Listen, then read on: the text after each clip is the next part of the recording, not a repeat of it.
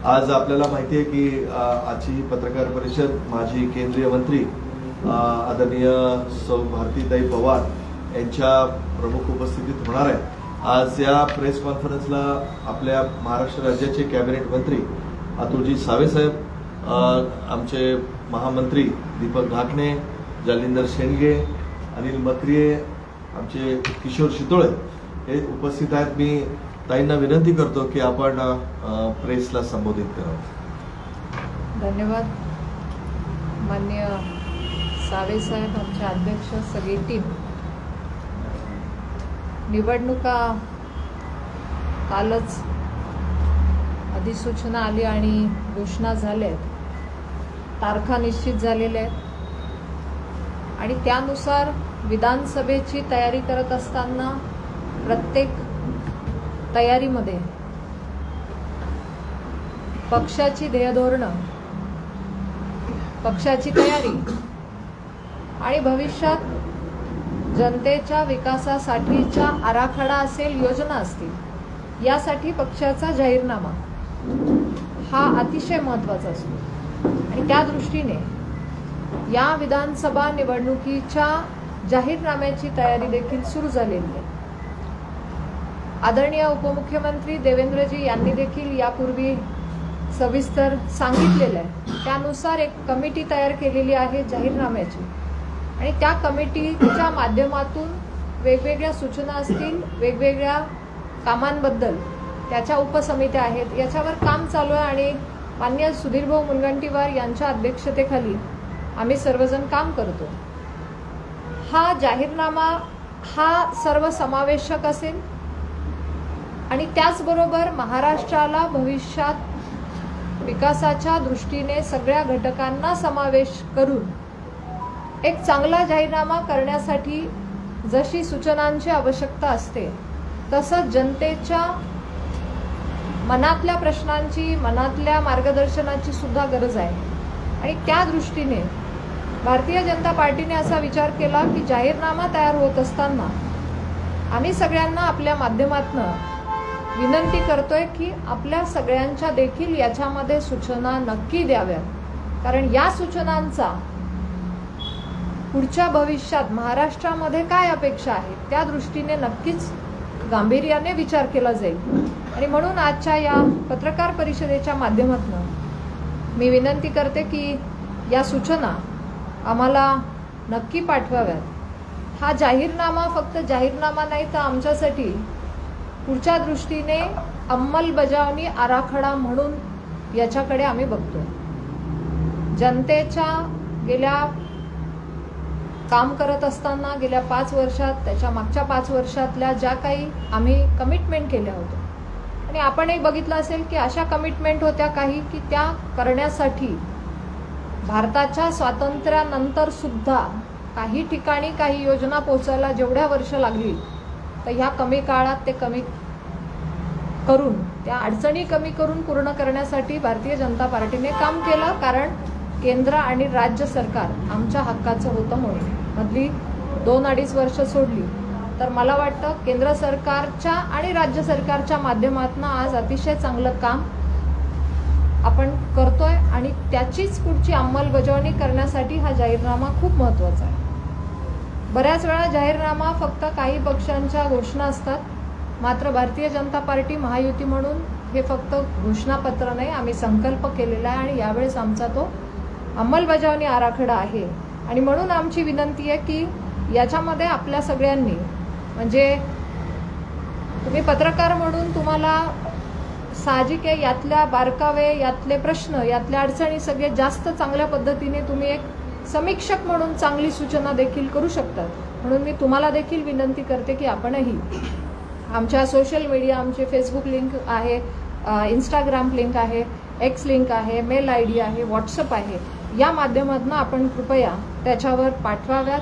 कुठलाही विषय असेल की भविष्यामध्ये महाराष्ट्रामध्ये ह्या विषयावर काम होणं अपेक्षित आहे, मग आरोग्य असेल, शिक्षण असेल, पाणी, रस्ते, रोजगार, या सगळ्या बाबतीत आपण आपल्या सूचना नक्की द्याव्यात आणि त्या दृष्टीने मी संभाजीनगर आणि इथल्याही सगळ्या आमच्या कार्यकर्त्यांबरोबर इथल्या सगळ्यांनाच मी जनतेला आजची युवा पिढी खूप चांगला विचार करते, खूप चांगले सजेशन्स देते आणि वेळोवेळी आम्ही या वेगवेगळ्या माध्यमातनं युवा पिढीकडून खूप चांगल्या सूचना अनेक कार्यक्रमांमधनं घेतल्या आहेत आणि म्हणून यामध्ये सुद्धा जनतेचा सहभाग असावा असं आमच्या कमिटीच्या मीटिंगमध्ये ठरलं आणि त्यानुसार आज आमच्या वेगवेगळ्या ठिकाणी या पत्रकार परिषदांमधून आम्ही विनंती करतोय की अशा सूचना पाठवा जेणेकरून एक सर्वसमावेशक असा चांगला जाहीरनामा आम्ही नक्कीच तयार करून त्याची अंमलबजावणी देखील करू एवढं मात्र मी निश्चित सांगते. यापूर्वी देखील भारतीय जनता पार्टीने अशी कमिटमेंट केल्या होत्या की ज्या कदाचित अशक्य वाटत होत्या आणि त्याच्यावर बऱ्यापैकी काँग्रेसने टीका टिप्पणी पण केली होती, ज्याच्यामध्ये श्रीराम मंदिराचा आमच्या जाहीरनाम्याचा मी विशेष उल्लेख करेन, 370 कलम हटवण्याचा विशेष उल्लेख करेन. याच्यावर टीका टिप्पणी देखील झाली होती किंवा नुसताच हा घोषणा आहे असंच म्हणून हिनवलं गेलं होतं, कारण त्यांनाही माहिती होतं की 70 वर्षात ते याच्यावर काही करू शकले नाही. परंतु जेव्हा केंद्रात मोदी सरकार आलं आणि मोदीजींनी ज्या संकल्पाला सिद्धीपर्यंत नेण्यासाठी काम केलं, मला वाटतं हे त्याचं ज्वलंत उदाहरण आहे आणि ते देशाने बघितलं आणि देशाने स्वीकारलं आणि त्याचं स्वागतही केलं. आणि महाराष्ट्राच्या बाबतीतही अनेक अशा चांगल्या योजनांच्या बाबतीत कृषी सन्मान योजना असेल, घरकुल योजना असतील, समृद्धीसारखा महामार्ग आता मी देखील त्या प्रवासामधून मलाही वाटलं की अशा प्रकारच्या चांगल्या योजनांमधूनच जनतेला जे हवं आहे, आज जनतेची अपेक्षा आहे ईज ऑफ डुईंगमध्ये काम झालं पाहिजे आणि त्या दृष्टीने सहजासहजी मग काही ऑनलाईन सुविधा असतील, आज ऑनलाईन पेमेंटसारखी व्यवस्था असेल, डिजिटल क्रांती असेल, या सगळ्या संभावना होत्या त्या प्रत्यक्षात आल्या आहेत आणि त्याच्यामध्ये भारताची प्रगती दिसते आणि त्याच्यामध्ये महाराष्ट्राचा सगळ्यात मोठा आणि चांगला महत्त्वाचा वाटा आहे. आणि म्हणून माझी विनंती आहे की जर ह्या सगळ्या संकल्पना सिद्धीपर्यंत जाऊ शकतात तर निश्चितच आपण केलेल्या सूचना या महाराष्ट्राच्या पुढच्या दिशेने गतीने घेऊन जाण्यासाठी भविष्यातला आमचा महाराष्ट्र, माझा महाराष्ट्र, जे आम्ही स्वप्न बघतोय ते आम्हाला सत्य करायचं आहे आणि म्हणून सगळ्यांनी याच्यामध्ये सहभाग नोंदवावा. मी परत एकदा या बाबतीत सगळ्यांनाच विनंती करते की तुमच्याकडे मी याची प्रेस नोटमध्ये डिटेल सोशल मीडियाचे जे लिंक आहेत, ज्या आमच्या सोशल मीडियाच्या साईट आहेत त्या देखील मी तुमच्यापर्यंत देते. आपण कृपया याच्यामध्ये सगळ्यांनी सहभाग घ्यावा आणि माझा देश, माझं राज्य हे पुढे जाण्यासाठी ज्या संविधानाने आम्हाला अधिकार दिलाय त्याच अधिकाराने देखील आमचा हा जाहीरनामा आम्ही नक्की सगळे मिळून चांगला तयार करू अशी आम्ही अपेक्षा ठेवतो आणि याच्यावर गांभीर्याने कमिटीचं काम चालू आहे आणि ते सत्यात उतरवण्यासाठी ही जबाबदारी आमची राहील आणि त्या दृष्टीने सगळ्यांनी सर्वसमावेशक अशा सूचना कराव्यात. आणि परत एकदा मी तुमच्या सगळ्यांचे देखील मनापासून आभार मानते की बऱ्याच वेळेला काही प्रश्न असतात की तुमच्याकडून देखील सूचना येतात आणि त्या सूचनांमुळे ती कामही मार्गी लागतात आणि म्हणून अशा सूचनांची या जाहीरनाम्याच्या माध्यमातून पूर्तता करून घेण्यासाठी आपणही मदत करावी अशी मी विनंती करते. धन्यवाद. सध्या विरोधकांकडनं भाजप विरोधी वातावरण निर्माण केले जाते. जरांगे पाटील पण फडणवीस साहेबांना आणि भाजपला टार्गेट करते. येणाऱ्या निवडणुकीमध्ये त्याचा किती परिणाम जाणून मिळू शकतो आणि दुसरं किती महिलांना आपण संधी देणार आहोत? मला असं वाटतं की ओव्हरऑलच बघितलं तर महाराष्ट्रामध्ये गेल्या 10 वर्षात मधले आमचे 2-2.5 वर्ष जे सोडले तर महाराष्ट्राचा एक चांगला रेकॉर्ड आणि काल तो दाखवलेला पण आहे की आम्ही रेकॉर्ड बुक दाखवतो, आम्ही काय केलं आहे तो रिपोर्ट कार्ड दाखवतो, आमचं जे काम आहे ते आम्ही जनतेसमोर ठेवतो.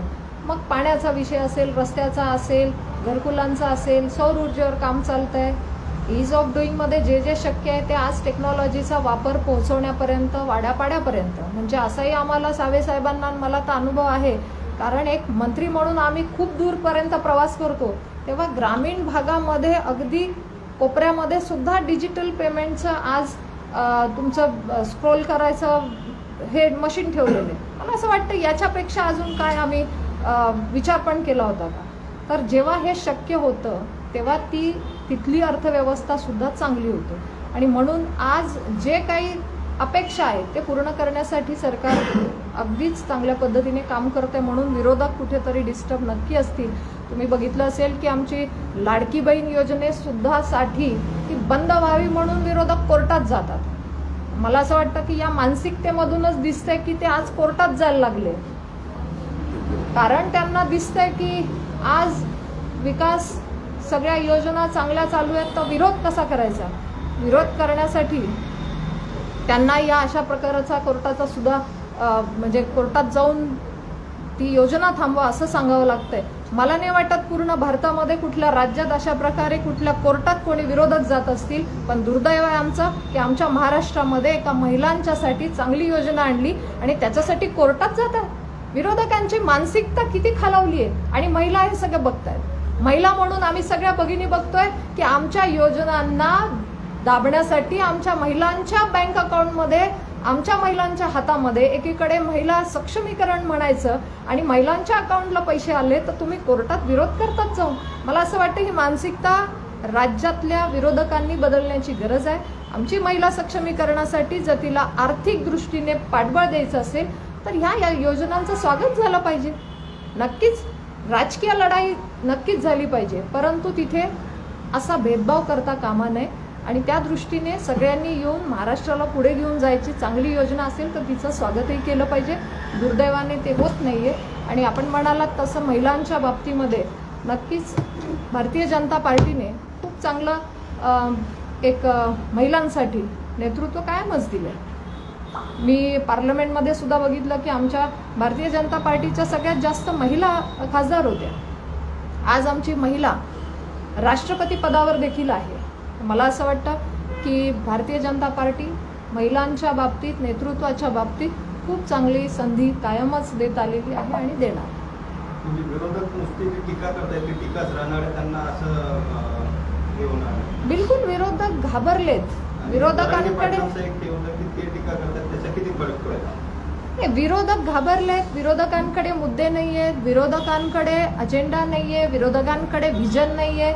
विरोधकांना महाराष्ट्राला पुढे घेऊन जायचं नाहीये. वाढवणसारखं बंदर जेव्हा 76,000 कोटींची गुंतवणूक या महाराष्ट्रात होणार होते आहे, भविष्यात अजून वाढणार आहे, त्याच्यावर विरोधक एक शब्द बोलत नाही. म्हणून मला असं वाटतं की विरोधकांकडचे मुद्दे संपलेत आणि कुठेतरी हे चांगलं चाललेली महाराष्ट्राची गती त्यांना रोखायची आहे. कारण 70 वर्षात झालं नाही, मी तेच सांगते, ते व्हायला लागले आता. आणि प्रत्यक्षात ह्या युवा पिढीची स्वप्न पूर्तता होण्यासाठी आज महाराष्ट्र पुढे येतोय आणि महाराष्ट्राला अजून पुढे घेऊन जायचंय.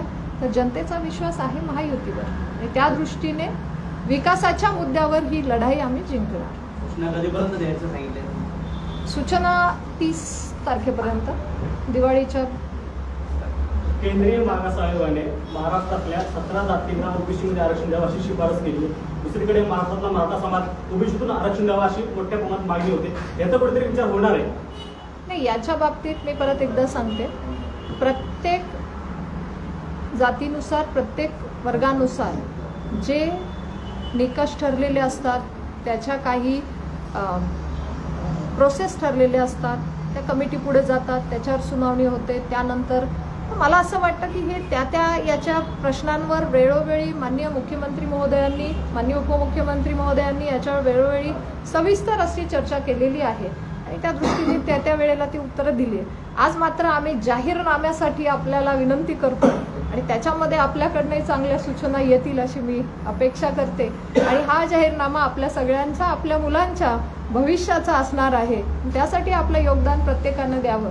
कारण मला असं वाटतं, प्रत्येकाला असं वाटत असतं की नाही ही गोष्ट ही व्हायला पाहिजे होती. आपल्याच घरात मुलांना जरी आपण मुलांशी जरी बोललं तरी मुलं म्हणतात नाही हे असं व्हायला पाहिजे होतं. मला वाटतं ही योग्य वेळ आहे, त्या सूचना अपेक्षित आहे आणि याच्यामध्ये सगळ्यांनी सहकार्य करावं अशी मी विनंती करते. थँक्यू. महिला सुरक्षेचा प्रश्न जो आहे तो ऐरणीवर आहे. जाहीरनामा सादर केल्याच्यानंतर त्याचं कौतुक केलं जातं, मात्र विरोधकांनी तोच मुद्दा आग्रही धरला आहे. कुठेतरी महिला सुरक्षेचा प्रश्न मागच पडला आहे, तो सॉल्व्ह झाला.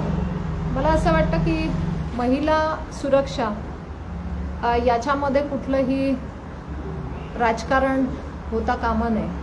परंतु असंही आम्ही बघतो की पश्चिम बंगालमध्ये जेव्हा महिला अत्याचार होतात तेव्हा मात्र विरोधक गप्प असतात आणि दुसऱ्या राज्यात झालं किंवा मी म्हणेल की जिथे BJPचं शासन आहे तिथे मात्र तुम्ही आरोप प्रत्यारोप करतात.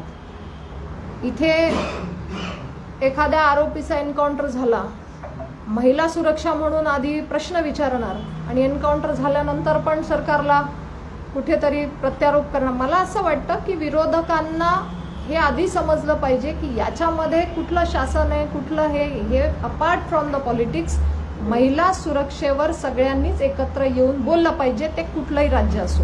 आणि एक महिला म्हणून मी एवढंच म्हणेल की चांगले संस्कार देऊन मुलांना पुढे घेऊन जायचंय, ही समाजाची आपली सगळ्यांची जबाबदारी आहे. तर त्याच्यासमोर उदाहरणं ही सगळ्यांनी चांगले सारखे आणि भक्कमपणे महिलांच्या पाठीशी उभे राहणारेच ठेवले पाहिजे.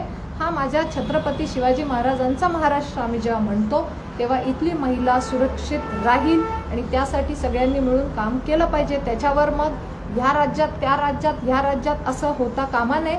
जिथे महिला अत्याचार असेल तिथे सगळ्यांनी एक संघपणे उभं राहून त्या आरोपीला शिक्षा होईपर्यंत सगळ्यांनी एकजुटीने त्या न्याय मिळवण्यासाठी, त्या अत्याचाराच्या त्या महिलेला न्याय मिळवण्यासाठी एकत्रित राहिलं पाहिजे. परंतु दुर्दैवाने कुठेतरी पश्चिम बंगालवर बोललं जात